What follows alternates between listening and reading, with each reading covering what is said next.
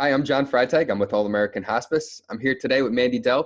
She's with Home Helpers, and we are 2 months to the day from the last time we spoke with Mandy, talking about COVID-19 and everything going on. So Mandy is going to give us an update. And how's everything going on in home care, Mandy? Thank you, John, and thank you. John really planned this out very well. He knew it would be 2 months to the date that Coincidence? would be. It was complete coincidence, but we were pretty shocked when we discovered it. So it's actually a pretty great window that we can look at how distinctly things really have changed.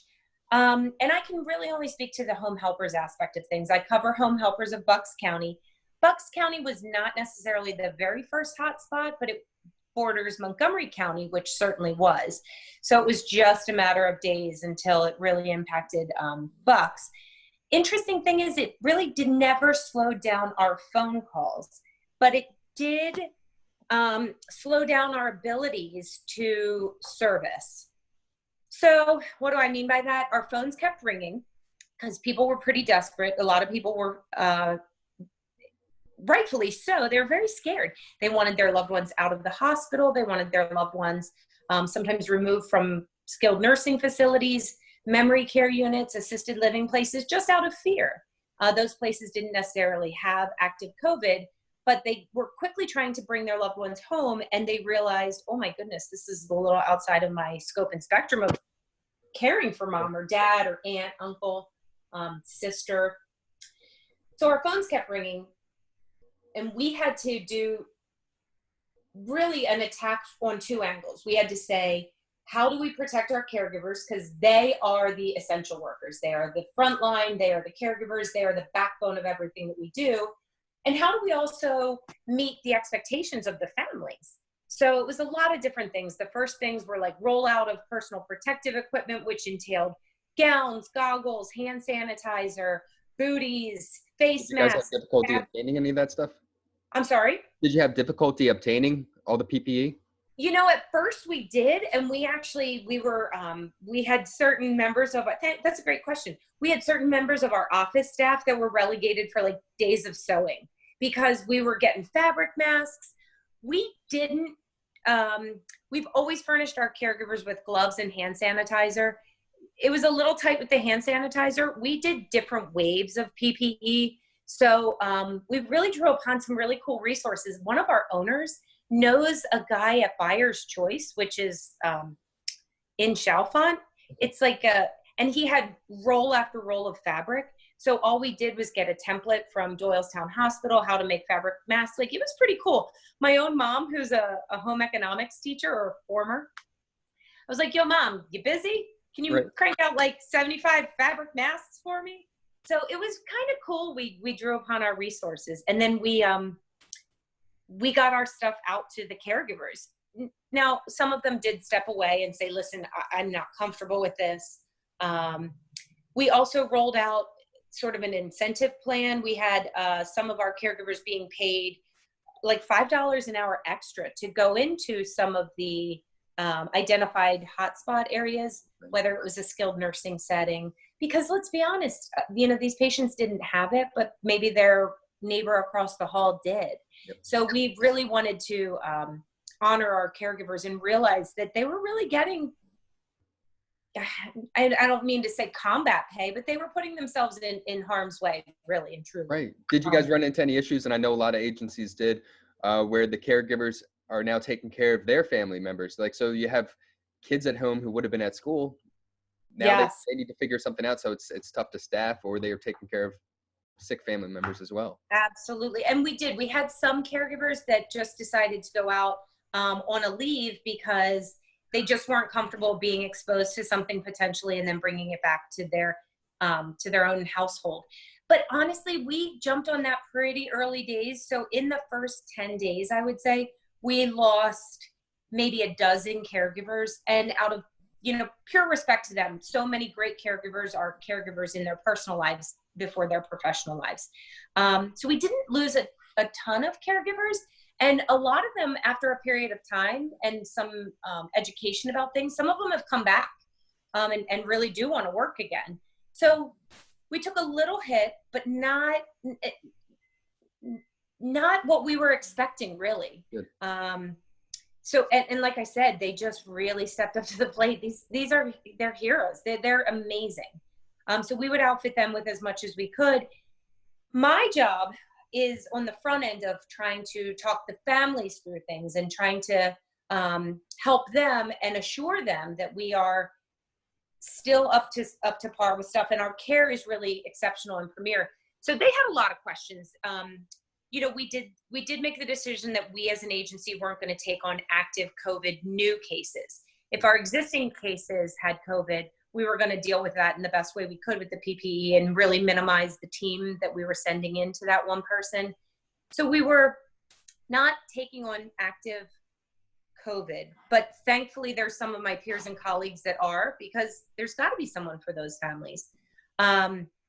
We rolled out this entire paid leave thing. If people thought they were exposed, we were paying them to step away. We were paying for the caregivers to get tested. So we had some answers to the families. We were also trying to minimize the teams that went to certain communities that we serve, just to, you know, manage the variables.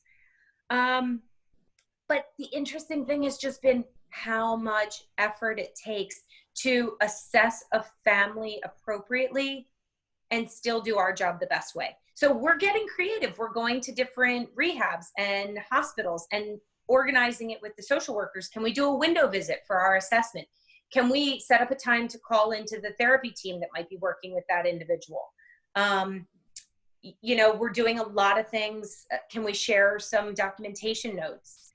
And then we on our end are able to expedite some of the paperwork electronically. We have a DocuSign form that's really, you know, streamlined that, because we were using tablets and even just passing the stylus back and forth. Families were freaked out. I get it. So we were trying to divide and conquer. Things just take a lot more time now, but I think with the time and the caution, it's not a bad thing. And I gotta say that if anything, it's pulled me personally together more so with some of my colleagues in the industry. On my speed dial are some of my closest competitors. Right at Home, Home Instead, Angel Companions, Visiting Angels.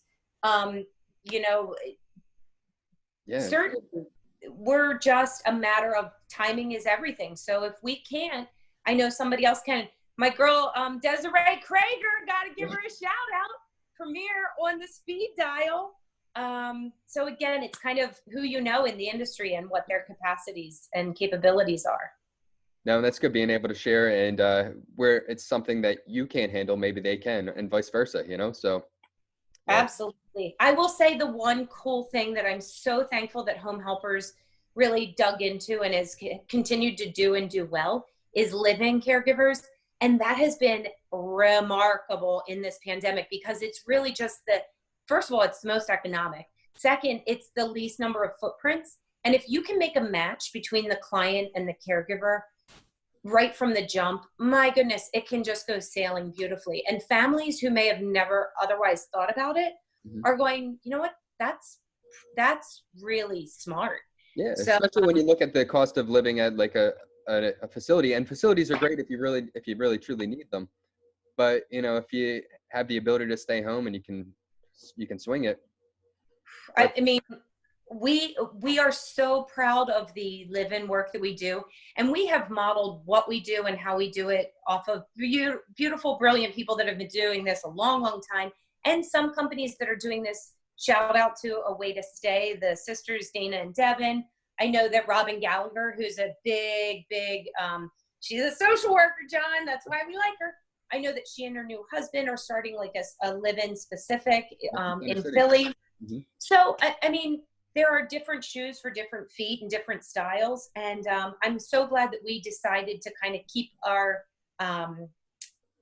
up to speed with what live-in is. Because a couple of years ago, it got real wonky with labor laws and stuff like that. So it was a big undertaking, and we're just really glad that we can still offer that to families. Yeah. So you had mentioned people interested in taking their family members home. Did you see a lot who actually did it, who actually brought their family members home from facilities? You know, I would say what I was expecting expecting was going to be like a tsunami of people doing that. But kudos to all of the communities that also really, really rose to the occasion and assured these families that they were safe, that they were taking every precaution known. And I think that it's probably one of the world's hardest decisions to place your loved one in a place like that to begin with. So to retract and double back from that is a likewise enormous. Yeah, we've seen a lot of patients whose family members have had a lot of guilt, just from having their, them placed there and maybe getting sick. And,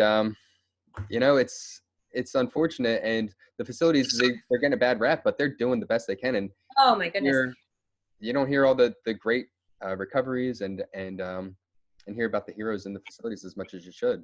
And to their credit, we were buckling down and ready for that, and it really didn't happen again, which is just a testament to how amazing the communities are. And the few that we did that then in turn called on us, a lot of what they echoed was, wow, this is a lot more than I thought it was going to be, which is, again, kudos to these communities that either run 2 shifts of 12 or, the 7 to 3, 3 to 11, 11 to 7. Like, those are 3 fresh shifts of humans caring for your loved one. Yep. And we both worked at a facility level. And I mean, I don't know if I could handle it as well as they're doing, so. Honestly. Awesome. And we did see some, I will say that the hardest for us to handle was, it kind of ties in with your area of expertise, which was the people whose loved ones were taking a turn for the worse and they were on hospice or considering hospice.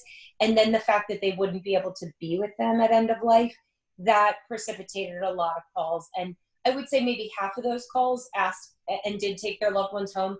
But quite candidly, that was like in the last days, right, just so they could be bedside. But I also think a lot of facilities were that in touch with their families and they knew, and they made accommodations. They really, it's amazing how we've had to think on our feet, pivot, turn. Like, if you ask me the product and the service that I sold on Valentine's Day, February 14th, it is a lot different than what I'm triaging and handling now. And it's kind of like we're still learning as we go, but I'm so thankful. So thankful to be gainfully employed, to be busy, and to be out there really like serving. I sent you a picture the other day. Yeah, you're out there in scrubs. Yeah. Can you share that picture somehow with the crew? Okay, I'll pull it up and I'll tag it on here. Maybe I'll make it our cover picture for the YouTube video. I love it. Let me tell you, I believe I've renamed myself the Enforcer.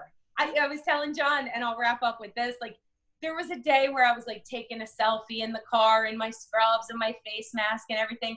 And then I must have put my phone down and it accidentally took a picture of me. It is the worst picture humanly possible, but it was totally like, I'm in the zone. I look ticked off. Intense. Yeah, we'll call it the Enforcer photo. We'll throw it up there. And we got to wrap it up, but I know I saw someone posted something on Facebook today, and it was about tan lines. And now for the summer, everyone's going to have the tan lines on their face from the masks. So. Listen, I'm here for it. It's all good. Can we get one that covers up my roots? Like, can we just put like a mask up here, maybe a mask down here? I said the other day to somebody, I need a mask that actually covers up my little smile lines over here. I call them sminkles, smile wrinkles. But you know what? I'll just wear a full head mask at some point. Right. Be all good. Great. Well, Mandy, thank you for sharing your experience. And, I guess we'll touch base again and we'll see how we're doing. I'm digging it. Hopefully, if I talk to you again in 2 months on this public forum, we'll be reporting sunny skies and a summer that feels something close to normal. Right. Me too. Awesome. Hope that. All right. Thanks, Mandy. All right. Take good care. Thanks. Bye-bye. See ya.